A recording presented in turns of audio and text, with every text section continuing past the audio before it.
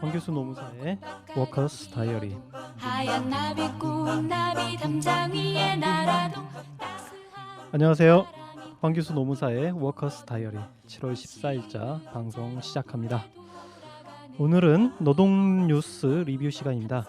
노동에 대한 따끈따끈한 뉴스를 청취자 여러분과 함께 살펴보고 그 의미를 찾는 시간이 되겠습니다. 오늘도 변함없이 민철홍 PD 나와 있습니다. 안녕하세요. 예, 안녕하십니까. 네, 반갑습니다. 오늘 어떤 소식이 준비되어 있나요? 네, 오늘은 한 가지 소식만 준비했는데요. 세부 내용은 좀 많습니다만 오늘 준비한 소식은 임금체불 사업주에 대한 제재가 강화된다는 소식입니다. 네, 임금체불 사업주에 대한 제재. 이거 항상 나오는 얘기인데요. 그만큼 임금체불이 좀 만연해 있다. 그런 거 아니겠습니까? 예, 그렇습니다. 2012년도에는 상습적으로 임금을 체불하는 사업주에 대한 명단 공개가 시작됐는데요. 그럼에도 불구하고 임금체불이 끊이질 않고 있는 것이죠. 그래서 제재 강화를 하기 위한 추가 조치가 만들어진 것으로 볼 수 있습니다. 네, 당연히 고용노동부가 준비하고 있는 것이겠죠?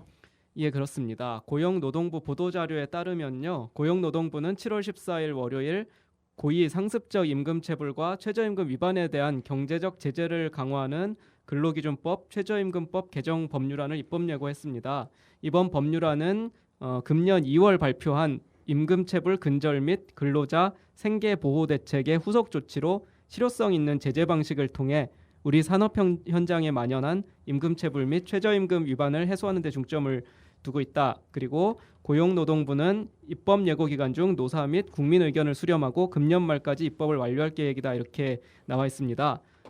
근로기준법, 최저임금법 개정안을 고용노동부가 준비하겠다는 내용입니다. 네, 구체적으로 개정안 내용을 보도록 할까요?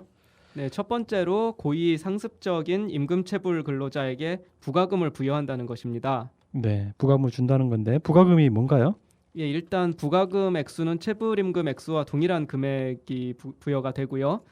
근로자가 사용자로부터 체불임금 외에도 부가금을 지급받을 수 있도록 하겠다는 것입니다. 네, 그럼 2배를 받을 수 있다는 말인 것 같은데 예. 누구나 다 부가금을 청구할 수 있는 건 아니지 않겠습니까? 예, 그래서 고의적 상습적으로 임금 체불을 하는 사업주만 적용된다고 하고요. 법원 판결을 통해서 부가금이 인정되어야 한다고 합니다. 예, 고의성, 상습성, 이게 어떤 경우를 뜻하는 겁니까? 예, 고의성이라고 하는 것은 사업장 가동 중 지불 여력이 있거나 도산 폐업 등 사업장 운영 중단 이후 잔존 재산이 있음에도 불구하고 임금 등을 지급하지 않은 경우를 의미한다고 하고요. 상습성은 임금을 1년간 4개월 이상 계속 또는 간헐적으로 지급하지 않거나 누적된 미지급 임금이 4개월분 통상 임금 이상인 경우에 해당합니다. 네, 고의성은 일부러 안 주는 거고 상습성은 자주 안 주는 걸 예, 의미하는 그렇습니다. 거겠네요. 예. 근데 잘 적용될 수 있을까 하는 걱정입니다. 항상 그렇듯이. 예, 고의성 상습성을 입증하는 문제가 있고요. 또 법원 판결까지 받아야 부가금을 받을 수 있다고 하니까 체불 사업주에 대한 압박은 될 수 있어도 실제로 부가금을 받기까지는 상당한 시간이 걸릴 수 있겠습니다. 네. 개정안 또 어떤 부분이 있습니까? 네. 또 다른 부분으로는 재직 근로자에게도 지연이자를 적용한다는 내용이 들어 있습니다. 네. 지연이자 제도 이게 뭡니까? 임금 및 퇴직금 체불 시 퇴직한 근로자에 대해서는 체불임금에도 연 20%의 추가 이자를 지급하게 하는 제도인데요. 네. 그러니까 체불임금과 20% 추가 이자를 받을 수 있게 하는 제도 지연이자 제도라는 거죠. 예. 그러면 이번에도 재직 근로자도 그러면 체불 시 20%를 추가로 청구할 수 있겠다는 내용입니까? 그런 것은 아닙니다. 재직 근로자 지연 이자율은 퇴직 근로자와 차등 적용하되 임금 체불 기간에 따라 상향 조정한다고 합니다. 임금 체불 기간이 6개월 미만인 경우 이자율은 5%, 6개월에서 1년 미만인 경우 10%, 1년 이상인 경우 20%를 적용하겠다는 겁니다. 네. 실효성이 있을까요? 지연 이자의 경우 실무상 받기가 어려운 부분이 있는데요. 소송을 하게 되면 체불임금 외에도 지연 이자까지 청구할 수는 있지만 노동부 단계에서는 지연 이자는 체불임금과 분리해서 판단을 하거든요. 근로자가 체불임금이 발생하면 사업주에게 지연 이자까지 지급하도록 지도하도록 행정 관행을 바꾸는 것이 필요할 것 같습니다. 네. 또 그 개정안 중에 또 확인해야 될 게 있습니까? 네.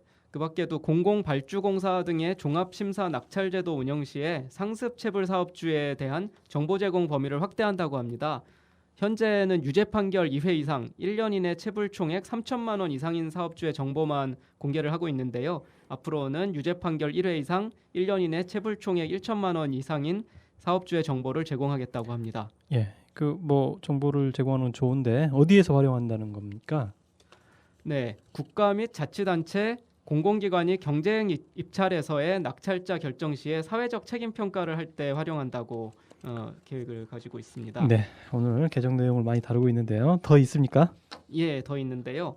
근로조건 서면 명시 및 교부 의무 위반 시 제재 수단도 바뀌게 됩니다. 네, 어떻게 바뀌나요? 고용노동부는 이것을 개선이라고 표현을 했는데요. 근로조건 서면 명시 및 교부 의무 위반 시 500만 원 이하의 벌금에 처하도록 규정하고 있었는데 기존에는 그런데 이번 개정안에서는 벌금 대신에 500만 원 이하의 과태료를 부과하는 것으로 바뀐다고 합니다. 네, 그 뭐 우선 벌금과 과태료의 차이가 뭔지 설명을 좀 해주시죠. 예, 과태료는 행정질서벌이라고 하는데요. 의무 위반에 대한 제재로 행정관청이 부과하는 것입니다.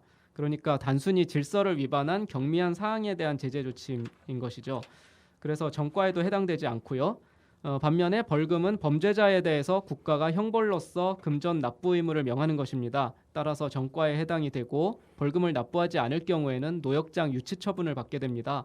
한마디로 벌금이 과태료에 비해서 더 강한 제재라고 할 수가 있겠죠. 네, 그럼 뭐 처벌을 완화하는 이유가 있을 것 같은데 뭐 어떤 건가요? 네, 고용노동부에 따르면 기존 제도가 벌칙 집행상 복잡성으로 인해서 실효성과 예방 효과가 낮아서 서면 근로계약 관행이 정착되지 않고 있다라고 평가를 하고 있습니다. 그래서 신속한 제재 효과를 위해서 벌금에서 과태료로 바꾼다는 것입니다.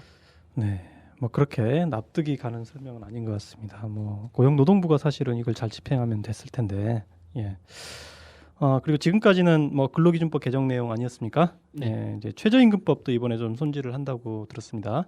예, 그렇습니다. 먼저 최저임금 위반 시 처벌 내용이 바뀔 것 같은데요. 고용노동부는 최저임금 위반 시 즉시 과태료를 부과하고 시정 시 50% 내에서 과태료를 감경하고 2년간 재위반 시 사법 처리를 하는 단계적 제재 강화 방안을 도입하기로 했다고 밝혔습니다. 예, 기존에는 어떻게 했다는 겁니까?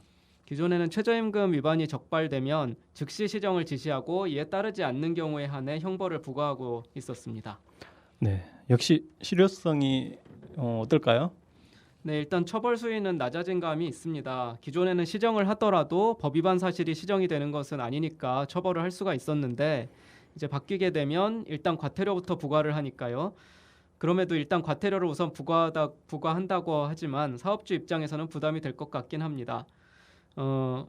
개정안 내용을 봐야겠지만 실효성을 앞세워 최저임금 위반 범죄에 대한 경각심을 낮춰서는 안 된다고 봅니다. 네, 뭐 이번 개정안은 그 실효성을 앞세우는 거죠. 예, 과태료부터 부과를 하니까 사업주는 좀 부담이 될 수 예. 있는데 사실 최저임금 위반은 어떻게 보면 사회적으로 좀 문제가 되는 범죄일 수도 있거든요. 이번 부분에 대해서 노동부가 좀 더 고민을 더 해야 되지 않을까 생각됩니다.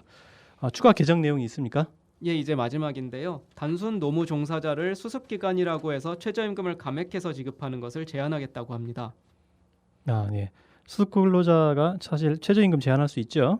예, 그렇습니다. 수습 근로자는 수습 기간 중 최저임금의 10%를 감액할 수 있는데요. 1년 이상 근로계약을 체결해야 감액 적용이 가능합니다. 네, 어떤 문제가 있었죠? 실제로는 단기 알바를 채용하면서 형식적으로 1년 이상 계약을 체결하고 최저임금을 감액하여 지급하는 사례가 다수 발생하고 있다고 합니다. 네, 개정 내용을 좀 구체적으로 설명을 좀 부탁드리겠습니다. 예, 1, 2주의 직무 훈련만으로 업무 수행이 가능한 단순 노무 종사자는 수습을 이유로 한 최저임금 감액 대상에서 제외한다는 것입니다. 네, 대상 직업군이 어떻게 될까요? 판매 관련 단순 종사원, 주유원, 패스트푸드 종사자 등이 해당될 텐데요. 한국 표준 직업 분류 대분류 9에 해당하는 근로자에 대해 적용될 예정입니다. 이 분류에 해당하는 종사자는 건설 및 광업 관련 단순 노무직, 운송 관련 단순 노무직, 제조 관련 단순 노무직, 청소 및 경비 관련 단순 노무직, 가사 음식 및 판매 관련 단순 노무직, 농림어업 및 기타 서비스 단순 노무직 등 단순 노무 종사자들입니다. 모두 다 적용하는 것인지는 개정안 내용이 나와 봐야 알 수 있을 것 같습니다.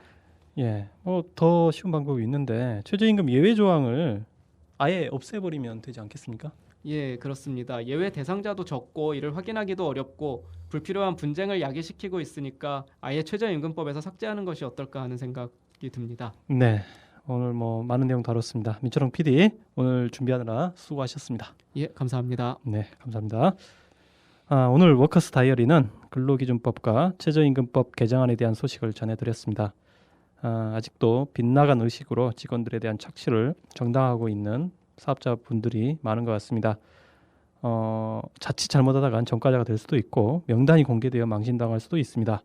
노동법 모두가 잘 지킬 수 있도록 청취자 여러분이 감시자가 되어주시길 바라면서 노동자는 일한 만큼 대가를 받고 건전한 사업주는 보호받고 격려받을 수 있는 사회가 되었으면 합니다.